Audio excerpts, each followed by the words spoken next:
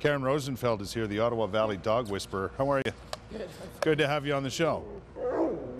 He's Who's half this? Malamute. That's Jordy. Jordy likes to talk. Yes, he's right? half Malamute. Yes, he's Right. my... What, you call yourself the Dog Whisperer? What do you do, Karen? Seriously. Well, what I actually do is I don't just look at the dog and go, I'm going to work with you. What I do is I work very closely with the human, because when we have behavioral issues with dogs, they actually don't originate in the dog. They usually... No. No. You mean yes. they originate with the human? Yes, they originate with the human. What? Yeah. And usually there are issues with dogs. Yeah. Right? Oh, yeah. And I mean, especially now, even more so, because we don't know how to communicate anymore. And is that the key to getting your dog to do exactly what you want and behaving in the way you want? I love the words you use, because because dogs actually do exactly what we tell them to do. That's right. But people don't realize what they're telling them. No. And if there's a behavioral issue, something your dog is doing, and I have, we're going to show you in a few minutes what my dog does. It's hilarious, but annoying. And I wonder where he gets that from. And, you know, there's corrective measures that we can take as humans that the dogs will ultimately listen to if we do it right. That's right. Right? Yeah. When you say communication, what's the key element? What is to that proper communication with your animal?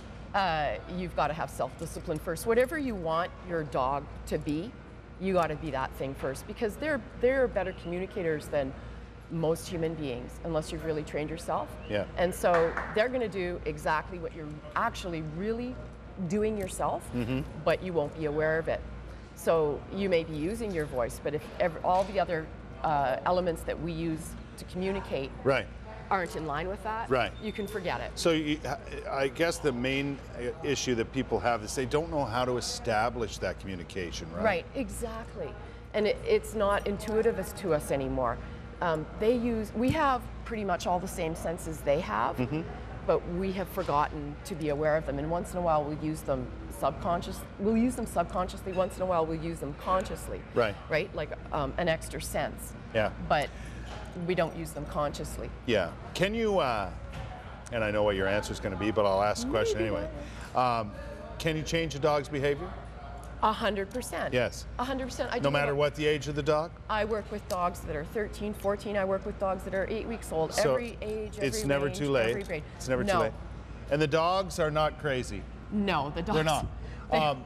You know, and that's, you know, the dog just does this. I don't know what to. Yeah. You know, my dog's nuts. I get that a lot. Yeah. What else do you hear? I get people who've actually put their dogs on doggy Prozac.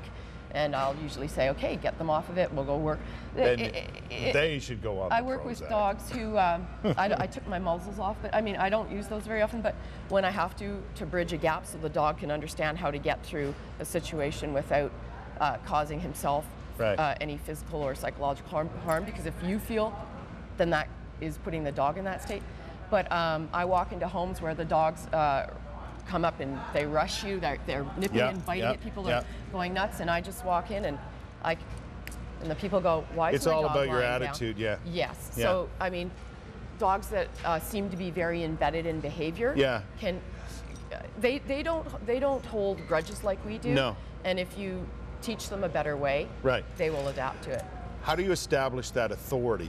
I don't ever do it with, as far as I'm concerned, if you're working with a dog, there's zero place for arrogance, okay? If you want respect, you have to give respect. Right. And part of that is understanding how they communicate and then using that. I establish respect in them by the methods I use to communicate and work with them. Right. Now, we're going to take a break, but we've got a couple of dogs with, well, my dog has a small issue I'd like to correct. Otherwise, he's the best dog ever. And I know Melissa Lamb's dog has some, you've already... Yeah, I met her. And we're going to work on that. Yeah. The important part is how to translate what you want to tell people and have the human understand. Yes. Right? And that's what we'll try to do with these issues we'll show you coming right up. We'll be back with more Ottawa Valley Dog Whisperer.